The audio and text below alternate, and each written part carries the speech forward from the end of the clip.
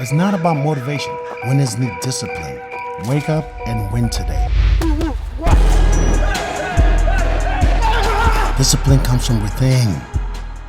Boxing King Media in association with Boxro, Mr. Spencer Fearon. It's a late one. Thank you for joining me to review the weekend's boxing and all the latest drama. I know you've been off the radar. You know you've been out and about doing some charity work, and we spoke last time. I think you was going, but you've been there and done it now, haven't you? Yeah, been out to Jordan. Then from Jordan, we got the stuff into Palestine. May I say a massive thank you to Al Medina Fearon, Free the charity. It has literally changed my life. And going out to the hospitality that I received in Jordan was unreal. Seriously, unreal, unreal. So, alhamdulillah, to all the brothers who went out, it was really, really cool. We had an eclectic mix, and everybody gelled, and it was so good, and I was just so humbled. So yeah, and I was really good to like good cause, and yeah, man. Also got to thank you for editing that video for us. So thank you, bro. Pleasure. I know a lot of people will be tuning in here for the boxing, but I'm just curious because I like to know about worldly affairs. When you went to Jordan, a lot of people will be thinking when you're giving money towards these sort of causes, how does the aid get into somewhere like Palestine, where you're reading online, it's basically just Uh, locked. It's like a big prison camp. So how are they getting the food in? And did you see any people like up close? I'm just curious. Tomorrow, my brother Ansar, um, who is an imam, he'll be sending off all the videos and everything that the food packages got to where they're meant to go to. We got into Palestine, but on the border, we were helping out a lot of the homeless people there as well. And so When you what say happens homeless, is, what they're living in? I'm just curious. Sorry, even that you say homeless, like where did they sleep? yeah, like people have lost their homes, so they're living in like makeshift shelters. Mm. That's where they're living. So it is what it is. But I have to be real. I got treated so nicely crossing over from Jordan, because you got to go from Jordan into Israel, into Jerusalem, which is actually Palestine. You got to go across those borders. The border's like a 20-minute drive from Imam. So when you go across the border, in my head, I said, right, I know that I'm going to get messed with because, I'm a Londoner.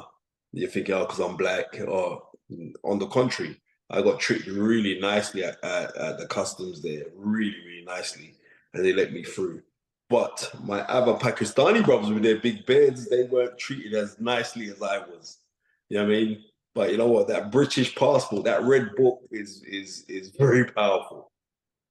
I bet. I'm just curious, did you see any bombs flying or any sounds of stuff going off? Because this is what you would have seen. Um, um, a couple of my brothers got into Al Aqsa Mosque, right? And yeah, they were tear gassed. And that was the day that I decided to say I'm not going, I follow my gut. And what I realized, what your gut means is God's universal talk, right? So the universe will follow that gut. When you get that gut feeling, follow it. And I didn't go, but fortunately the brothers didn't get attacked in any way, but it is what it is. But I mean, Allah Alam, as they say, God knows best. I'm grateful that I went out there. I'm grateful that, yeah, and I also got to say, I got a different form of hospitality from a lot of the Jordanians as well. When I was there, just how they treated me, people, like, it was kind of a little bit embarrassing. I was in the mosque, someone recognized me in the mosque, right? From watching me and doing these podcasts, invited me to his house. I went to the guy's home, like it was a humble setup, but it was so rich. And seriously, it's been one of my best Ramadans. But what's going on in the world right now has been one of my worst. But it was like a spiritual epiphany. So yeah, it was one of them things, man.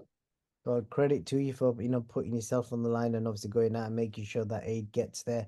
Um, So apologize to the ones who are going to be moaning in the comments right now, saying let's get on with the boxing. But it is what it is. We like to mix it up. Yeah. Big fight of the weekend. You know, I'm going to say your guy because I know you're very close to Bill and Devin Haney, and you know you speak to him on a regular basis. What I want to ask you, Spence, is like, I think they were saying Ryan Garcia was like 8-1 to win that fight. But in your head, honestly speaking, did you have Devin that much of a favorite before that first bell I went? I did. I had him a big favorite in there if he'd have stuck to a game plan to box. I don't know why all of a sudden, and I was saying this to a lot of people. I think Devin Haney is greatly influenced by Sugar Ray Leonard. And you can hear it in his interviews. You can hear it by his demeanor, how he talks on camera. He's being schooled to be that way inclined, you know. And I think maybe, and I could be wrong here, but I believe it was June 12th, 1989, Sugar Ray Leonard versus Tommy Hearns. Sugar Ray Leonard in that fight, in the rematch, that was where he gets floored twice, was trying to punch too hard. Sugar Ray was trying to bang out Tommy Hearns because he's thinking that Tommy didn't have any chin. And I think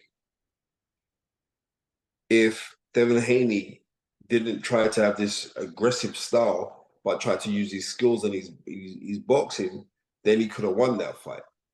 But when the stars are aligned, which they were for Ryan Garcia, Ryan Garcia, there wasn't that fear factor in his heart for Devin, mainly because they fought 6 times as an amateur. But all the credit in the world should be given to him because I didn't think that he could perform in that way. And when people were saying like, he could be playing mental games and all the rest of it, I didn't think he was playing mental games. I still think there is some mental issues there with Ryan Garcia. But what I am saying is it actually worked for him on the night. You know, your key attributes is when you're dealing with someone who's actually quicker than you, but I would say to the authenticity of the sweet science, you're above him. With that, you should stuck to what you do best. And unfortunately, you threw away your key components is that you're a very good boxer and you have an incredible jab, right? And you threw all that away because you wanted to go and show everyone that you can bang with the best and you can possibly do a better performance than what Tank Davis did. You should never equate yourself or line up things to say like, well, this is how I'm going to fight you because somebody else beat you. You need to concentrate and focus on just doing you, you know? And unfortunately, he didn't. And then also, I've got to be real with you. I got to be real with you. I can see a lot of American boxers now converting or reverting to Islam. You've done that brilliant video with Gerard Big Baby Miller, right? Which actually went viral. I have a little bit of a problem here. And this is not me being sneaky because I will say this to their faces as well, because I do speak to Bill, that on times of big fights, I can go back to Amir Khan when he got knocked out by Bradis Prescott, right? It was at the time of Ramadan when you should have been fasting and you didn't fast and you got knocked out, and Amir Khan never ever forgot to fast after that, right? I've seen with guys who say, oh, well, I can make this thing up. We believe in the pillars of Islam, yeah, that the fast and the holy month of Ramadan, which is one of the pillars of Islam, is the only thing that we do which encompasses inside of the pillar that we are doing for God. Everything else you're doing for yourself. The shahada you're doing for yourself. Giving charity, the zakat you're doing for yourself. You know what I mean? The pilgrim to Mecca and Medina you're doing for yourself. But the only thing that you are doing for God, right, is the fast in the holy month of Ramadan. So if you're proclaiming to be a Muslim, and Devin Haney and Bill Haney proclaiming to be Muslims, right? Alhamdulillah. Maybe they need, you know, I mean, better teachers around them on this thing, to know, like, right, it was Ramadan, you should have fasted, or even if you wasn't fasting, you should have never told the world that you're not fasting. Do you know what I mean? I'm sorry to bring this as no religious talk or all the rest of it, but I'm speaking to my Muslim brothers and sisters here, right? I'm not. I'm just curious because I know Pardon me? I'm just curious, just on that point alone. Do you know if Muhammad Ali fasted or not? I'm just curious. I'm just curious. No, I don't know. I'm gonna be real. I'm a historian. I don't know. But this is the thing. But what I do know, if he didn't fast, he wouldn't have publicized that he. Do you get what I'm trying to say? It would never have been public. We'd have never known that. You know, we would not have known that. But what I do know is that you're seeing loads of basketball players who are going out and playing games for, you know what I mean, over the duration of time that you're fighting for. But they're going out, they're doing that. Yeah, they're relying on other team members. But I know other sports people that have done this. I remember there was just a fighter, Yassin El Machi, right? Who was a super welterweight. I remember once he boxed on a Mick Hennessy show, right? And it was on ITV4. So we're going back maybe 2011, right? And I remember it was a time of Ramadan, and he boxed, and he didn't take any water in the corner, because that's how serious his fast was. Now, Devin Haney, you're a superstar. You could readjust your training times suited so you could break your fast and you could still fast, because at that time there, over in our hemisphere, it was short times. It was only like kind of like 6 hours when you think about it in the real proximities of waking up and everything else. It wasn't that bad. Don't know the time difference in America, but I'm just saying, I just wish that he didn't publicize the fact that, you know, I'm not fasting, I'm going to make it up. Because when we turn around and say that, that within itself is a profound arrogance. Not saying that they're arrogant people, but it's profound arrogance, because you don't know if you're going to get a chance to make up your fast days. I think who else? I know it's everybody who doesn't fast and are in boxing. I'm going by my limited knowledge. I've always come a cropper. You know what I mean? Florian Marcoux. You know what I mean? He said, I'm going to make up the days afterwards. But you came a cropper. You came a cropper against Chris Congo, and you were muted to win that fight. So, you know, I'm just saying how it is. You know, people Just imagine the comments right now, but I'm assuming people will find fighters that have won during Ramadan. But I see the point you're trying to make. Yeah. I want to ask you about the fight night itself. You will have seen most fighters in the changing rooms when they're getting ready. They're blasting rap music, or they got their family and friends there. They're vibing away. So something different with Ryan Garcia. He had a live orchestra there. I personally found that really fascinating. I don't know what you thought of that when you saw that. Well, you know what? It's more to add to the gimmicks and the mystique of Ryan Garcia. But if you ever listen to classical music, it's very therapeutic. So maybe he's using that for therapeutic powers. But what I do have to do, I got to really rate Derek James, because I was really feeling sorry for Derek James here, you know. I was thinking, like, right, if he loses here, it's like, that's it. I know he's going for some legal wrangling right now with Errol Spence Jr. and everything else. And people are being very, very critical of him. So for him to go out and go and get that win as well, it's a massive plus for him as well. But we have to give all the props in the world to Ryan Garcia, because he boxed a very clever fight. He boxed a very clever fight. And he knew, like, listen, what do I do? What have I got over Devin? You know what I mean? I can crack, which he can crack, because Tank Davis said that's the hardest he's ever been hit. I can crack, and I'm fast. So all I've got to do is throw fast, hard punches. I'm gonna be all right. And he was. And not only that, but we've seen susceptibilities in the past, especially with the Jorge Lawrence fight with Devin Haney when he gets cracked and he gets hurt. But, you know, what Devin has done, and I've seen certain people be critical of him, like, you know what I mean? Like he wasn't all that. I see Sam Jones say something about Devin, saying, like, come on, the kid was an undisputed world champion. He beat Kambosos, right? Who beat the man that beat the man. Give him credit. He beat him soundly twice in his own back garden, right? Then moved up in weight and beat a very good Regis Prograde. Don't let no one get twisted about, oh, no. Well, no, Prograde is a good fighter, man. A damn good fighter. Clever guy. And he made it look easy. So I don't want to hear none of that neither. What did you make of there's been a lot of, online, there's been a lot of talk about Haney's fight attire. It looked like his trunks were made out of like a thick cotton material, because Essential, the clothing brand, where they design a lot of cotton-based material, it looked like it was thick cotton. Obviously, you've been a boxer. I don't know if you can talk much about that. And then obviously these shoes that he was wearing, which caused a bit of controversy and opinion. I think the assumption is, I think that guy that actually designed them, I found him on Instagram.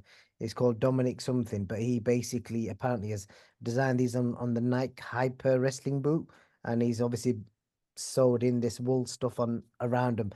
So I don't know, like having a woolly material on your feet, is that ideal? I don't know. You tell me. You've been a boxer, Spence. No. The thing about it is this: it's like, don't get fooled.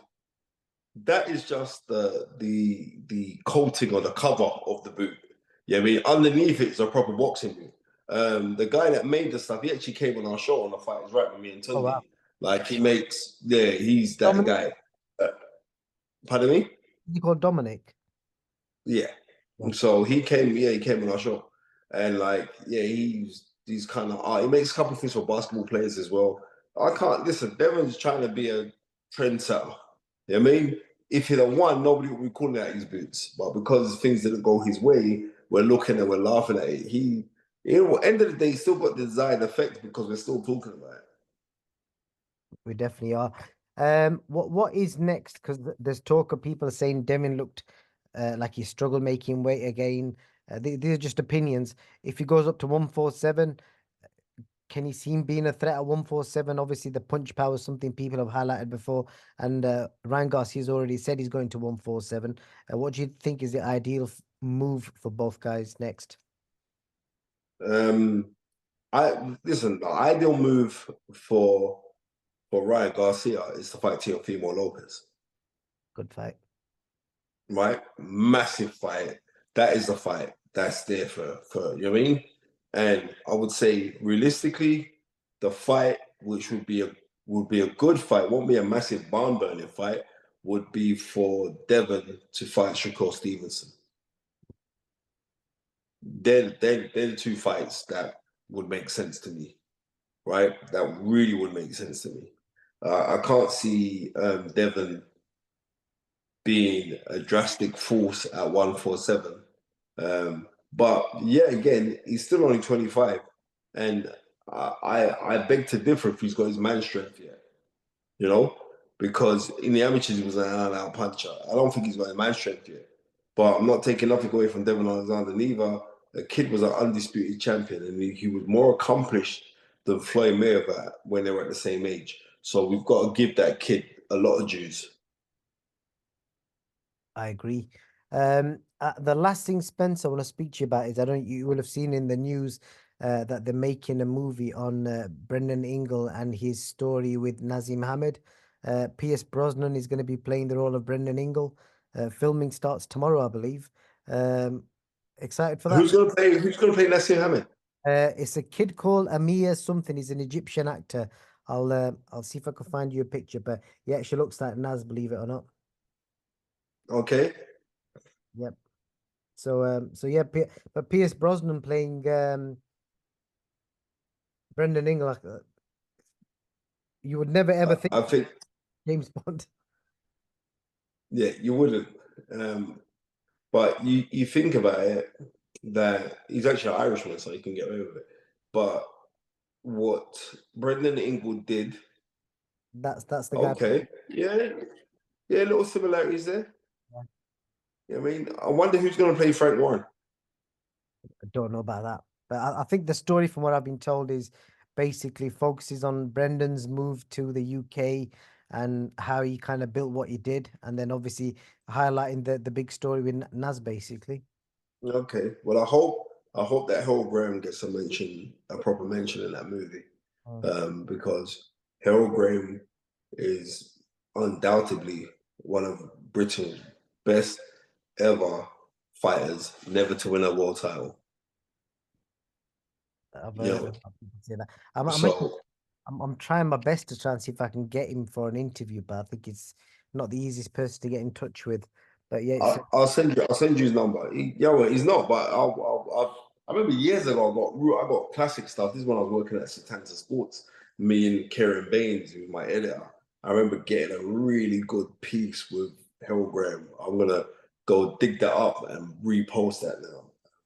But yeah, it'd be good on that to see that, and then maybe somebody could play Johnny Nelson as well. I don't know, but it'll be really, really interesting to see that movie, because what Brendan Ingle did, he broke down barriers, especially of that time, like in the late 70s, early 80s. He broke down a lot of barriers, and his Winkerbang gym was actually very, very multicultural and diverse, right? And when he passed, they broke the mold when he was born, but when he passed, it was like, it's very difficult for anybody, right? And I think Dom and John would tell you, like, it's for anybody to try and do what he did, because I only believe that only Brendan Ingle could have done what he did. Right? Brendan Ingle's a superb human being, man. Really, really nice man. And understood the sweet science so much that people thought you were crazy. But when people think you're crazy, that's when you're on the right page. And I tell you what I found really amazing about what you kind of backs what you said there. You know, all-time great Roy Jones Jr. He went to the gym a few weeks ago when he was in Sheffield. I saw the interview. And there's something he said to me. He goes, he felt sorry that he'd never been before. And he also said that it was a mark of a great man that he was still learning till the day he died. Exactly. And that's what boxing is. You never stop learning. Spencer, I appreciate your time. It's been a great one. And yeah. Nah, honor, an absolute honor and a pleasure. And before I cut out, I'll just say a massive, massive big up to the London posse, right? Man, people forget about man like Rodney P. I just want to say I've got to shout them out, because I listened to a couple of their tracks. I said, you know what? This was like 91, 92, 93 times when I was a kid.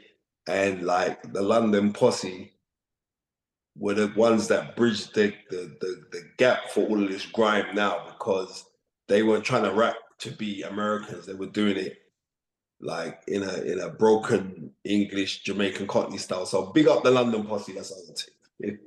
Right, the Jamaican and Spencer Fearon came out there. Spencer, thank you for your time. Yeah, man. Peace, bro. Take care. And safe travels. Thank you. Win gold now. IPMB is giving away 5 24-karat gold coins to our token holders worth over $2,000 each. Let's do this.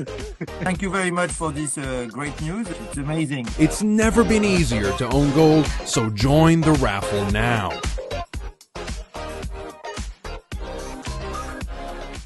I got a question for you. Where can discipline take you? Discipline points you toward your goals.